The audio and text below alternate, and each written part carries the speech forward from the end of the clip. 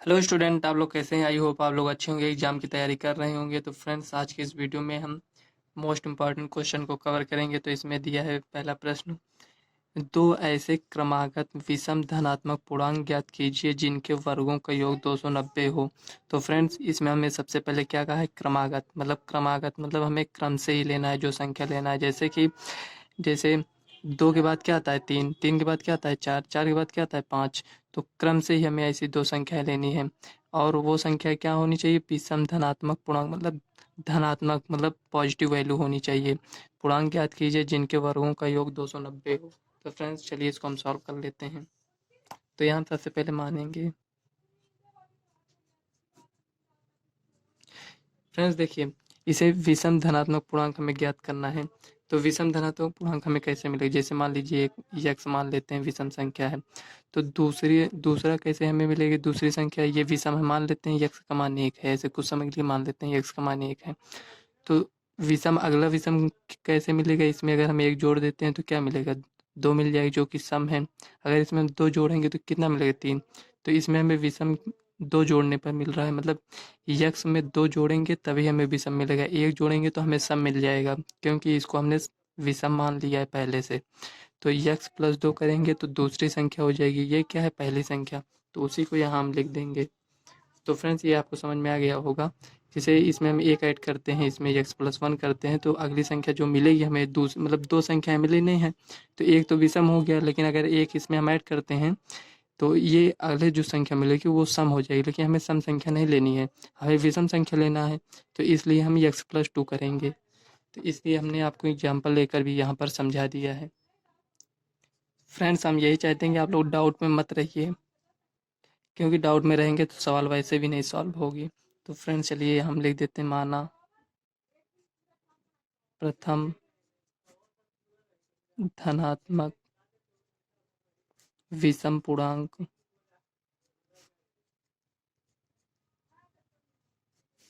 X है तथा दूसरी धनात्मक पूर्णांक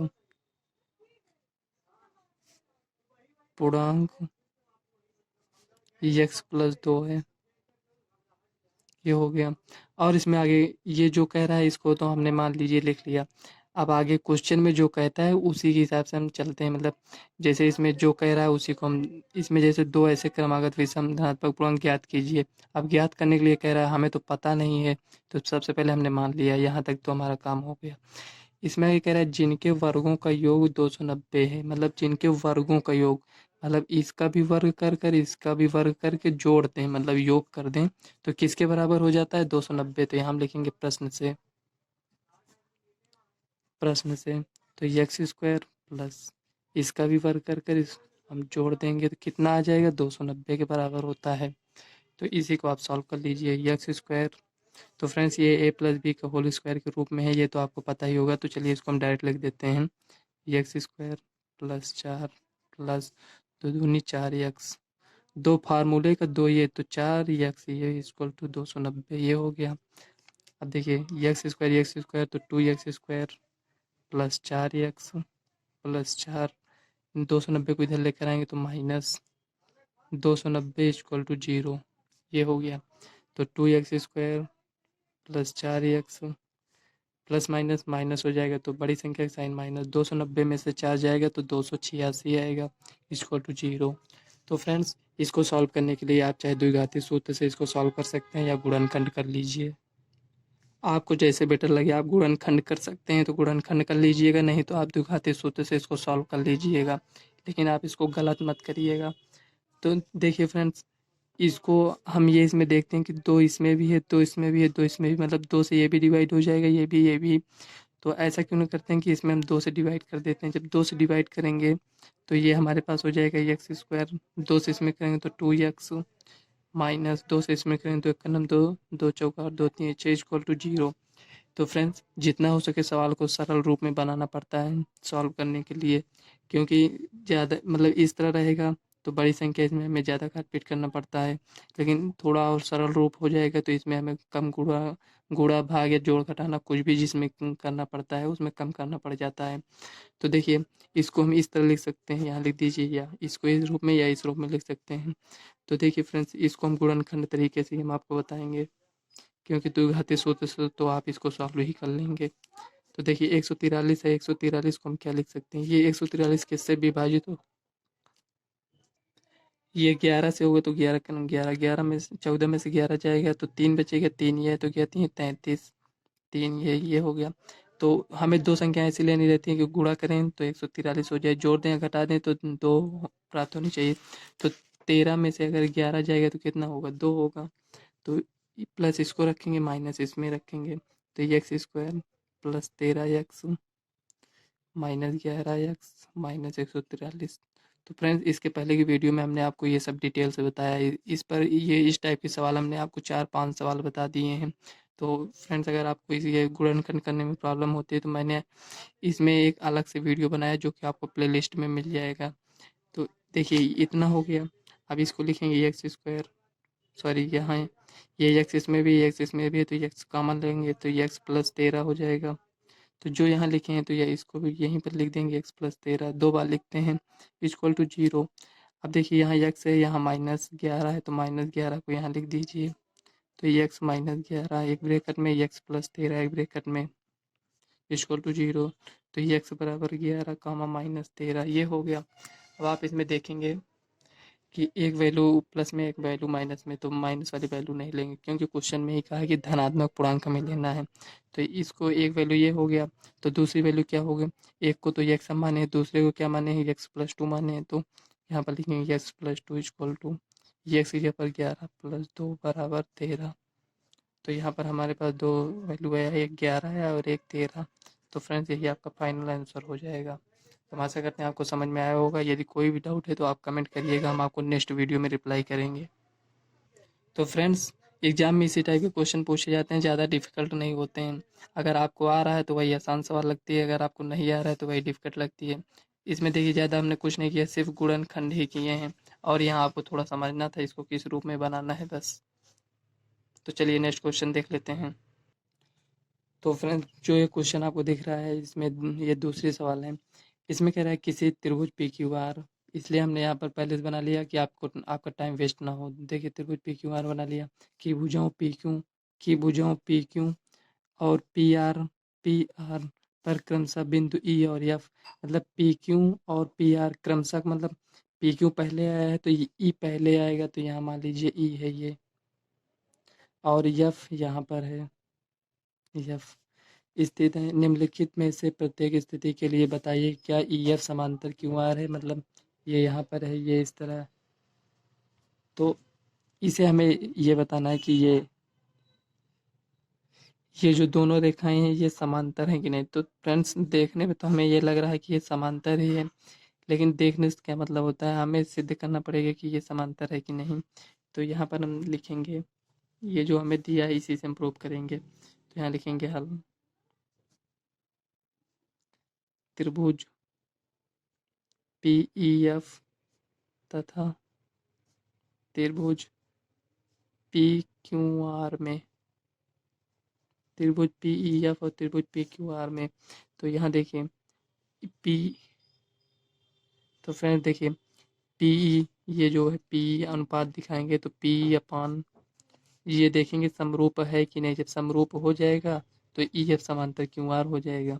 तो P upon E Q equal to इसका अनुपात बराबर इसका अनुपात होना चाहिए, तो P F upon R F ये हो गया। तो ये जो लिखा है ये हमारे पास आया है तो ये बराबर होना चाहिए। तो हम कहाँ चेक करेंगे, ये हमारे पास वैल्यू दिया है, इस वैल्यू को हम यहाँ पर रखेंगे। तो पी का मान कितना है, 4 है, और ई क्यू का वैल्यू कितना है, 4.5 है, इक्वल टू पी एफ कितना है, 8 है, और आर एफ कितना है, 9 है। तो फ्रेंड्स, ये जो पॉइंट लगा है, पॉइंट यहाँ से हटाएंगे तो यहाँ एक जीरो बढ़ जाएगा।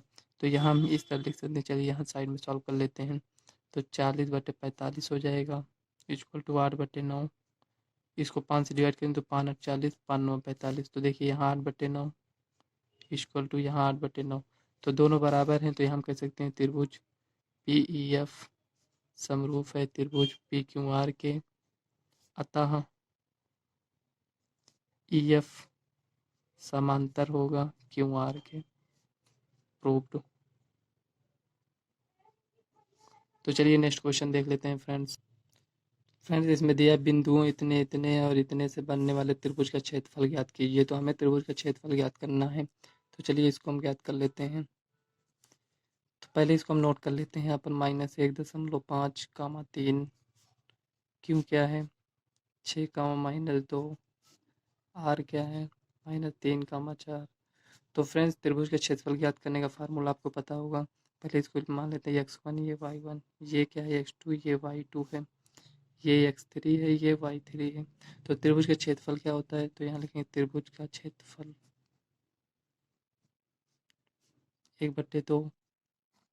हम इसको ऐसे लिखेंगे कि आपको याद हो जाए। देखिए x1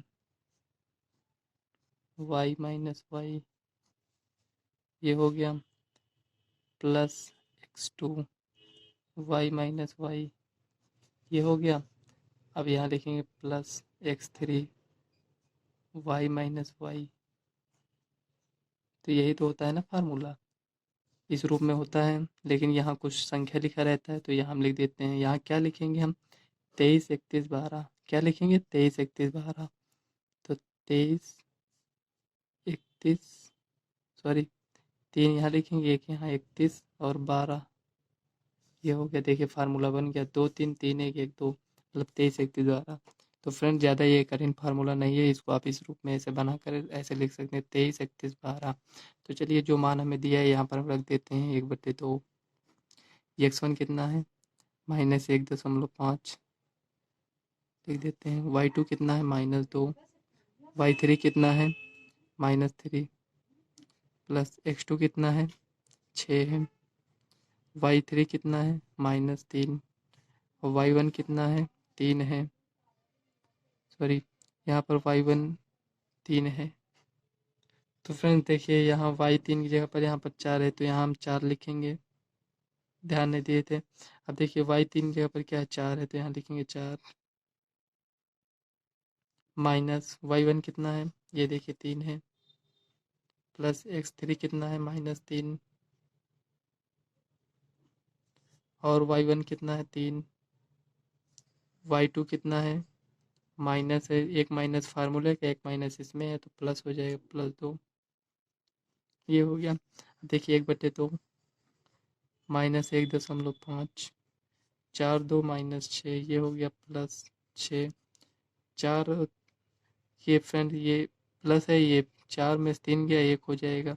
देखिए यहाँ ये प्लस में है, तो ये प्लस में ही है, तो प्लस, और यहाँ -3 है, डायरेक्ट लिख देते हैं -3। अब देखिए 3 2 5 है ये हो गया। अब इसी को थोड़ा और सॉल्व कर लेते हैं 1/2। तो ये 15 छक्का कितना होता है 90 होता है, माइनस माइनस प्लस हो जाएगा, पॉइंट है एक पॉइंट यहाँ लगा देंगे, +6 5 3 15 -15 ये हो गया। अब देखिए पॉइंट के बाद ये 0 इसका कोई मतलब नहीं, 9 6 15 -15 1/2। जब 1/2 को हम 0 से गुणा करेंगे तो हमारे पास 0 आएगा। तो फ्रेंड्स क्वेश्चन में हमें कहा गया था कि इसमें हमें त्रिभुज का क्षेत्रफल ज्ञात करना है, लेकिन त्रिभुज का क्षेत्रफल क्या 0 आ सकता है, नहीं आ सकता है। तो जब त्रिभुज का क्षेत्रफल 0 नहीं आ सकता है, तो कहने का मतलब ये जो तीनों बिंदु हमें दिया है ये संरेखी हैं, अतः अतः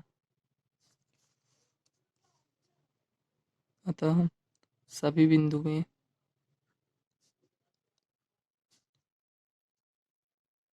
संरेखी हैं। ये हो गया फ्रेंड्स।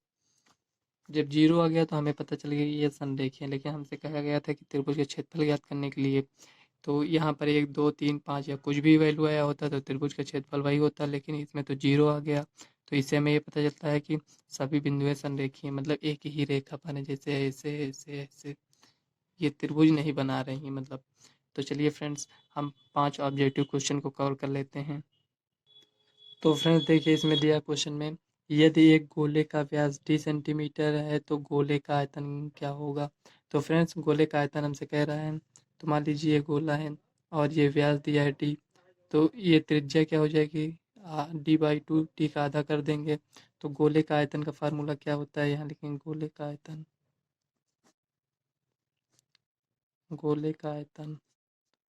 4/3 पाई आर क्यूब ये होता है।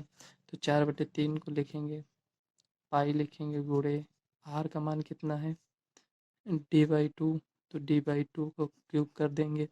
तो इसको हम सॉल्व करेंगे तो देखिए 4/3 पाई का मान ऐसे रहने देते हैं, इंटू डी का क्यूब करेंगे अपॉन 2 को 3 बार लिखेंगे तो 8 आएगा। तो 4 दूनी 8 equal to pi D cube बटे 3 दूना 6। तो फ्रेंड्स ये आपका ऑब्जेक्टिव क्वेश्चन है, इसमें आपको 4 ऑप्शन दिए रहेंगे, तो जिसमें ये ऑप्शन रहेगा उसमें आपको टिक लगाना है, या फिर आपको इसको ओमेआर में वैसे भी आपको फिल करना पड़ेगा। तो जो ऑप्शन इसमें दिया रहेगा वो मान लीजिए तीसरा ऑप्शन है, तो ओएमआर में आपको तीसरा ऑप्शन को इसी तरह से फिल कर देना है। तो चलिए नेक्स्ट क्वेश्चन देख लेते हैं क्या दिया है। तो फ्रेंड्स इसमें दिया है 1 से 9 तक प्राकृतिक संख्याओं का समांतर माध्य होगा।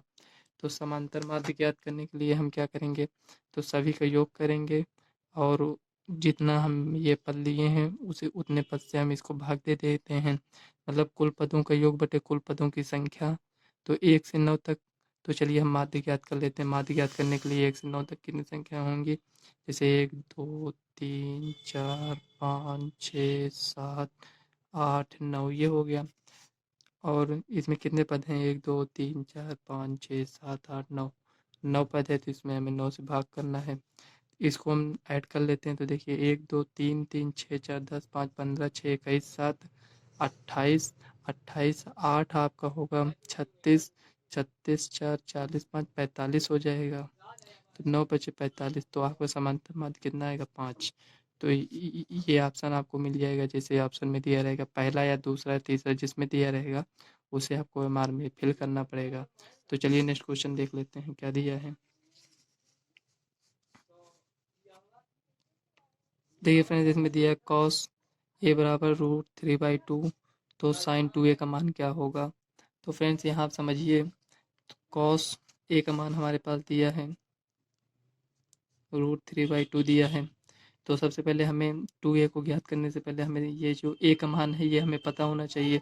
तो कॉस ए बराबर कॉस ये किसका मान है, कॉस 30 का मान है। तो कॉस 30, तो ये जो कोण है कोण मतलब थीटा को थीटा से तुलना करेंगे तो a बराबर कितना आएगा 30 आएगा, ये आया। तो यहाँ पर a की जगह पर हम 30 रखेंगे तो साइन 2 गुणे 30 ये हुआ।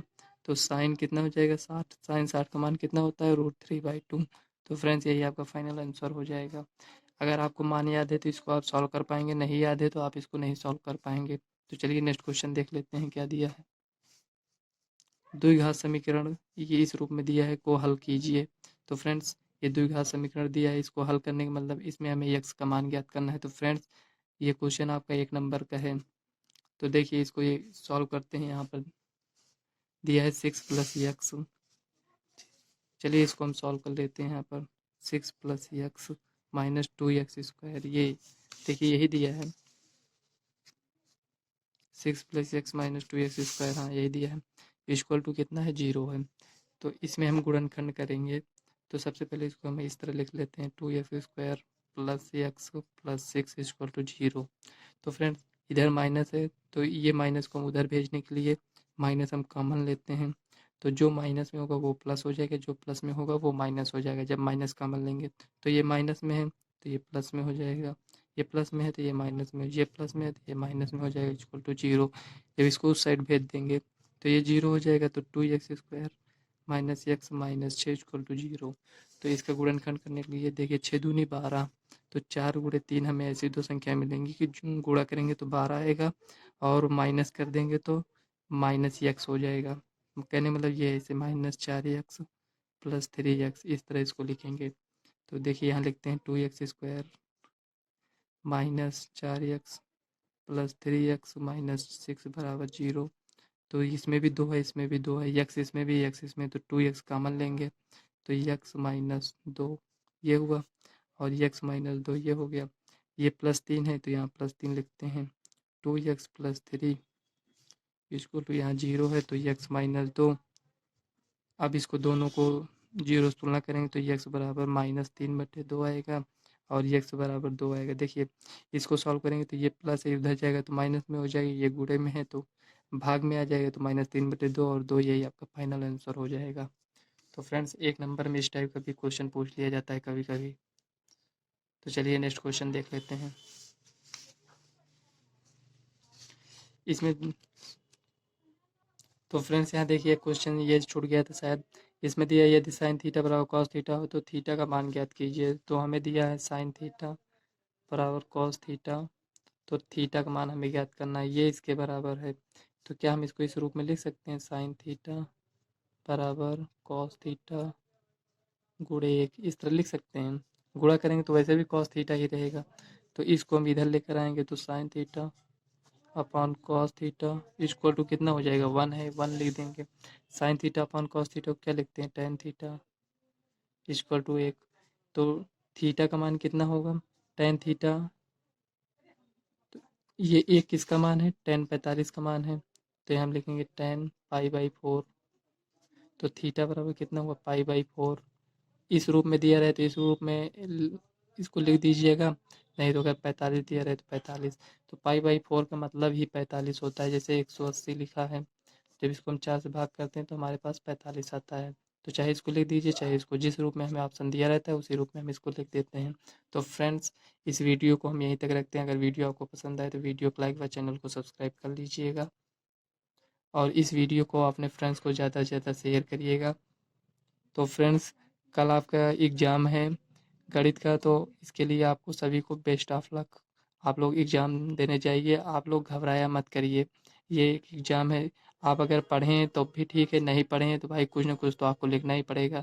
मान लीजिए आपको फार्मूला ही याद है तो आप फार्मूला ही लिख दीजिए, उसी से रिलेटेड लिखना है। जैसे कोई आपको सवाल दिया है, उसमें जैसे मान लीजिए त्रिभुज क्षेत्रफल ज्ञात करने के लिए दे दिया गया, आपको सवाल नहीं समझ में आ रही है लेकिन आपको फार्मूला याद है तो आप फार्मूला ही लिख दीजिए, कुछ ना कुछ तो आपको लिखना ही पड़ेगा। तो चलिए फ्रेंड्स मिलते हैं नेक्स्ट वीडियो में, तब तक के लिए बाय।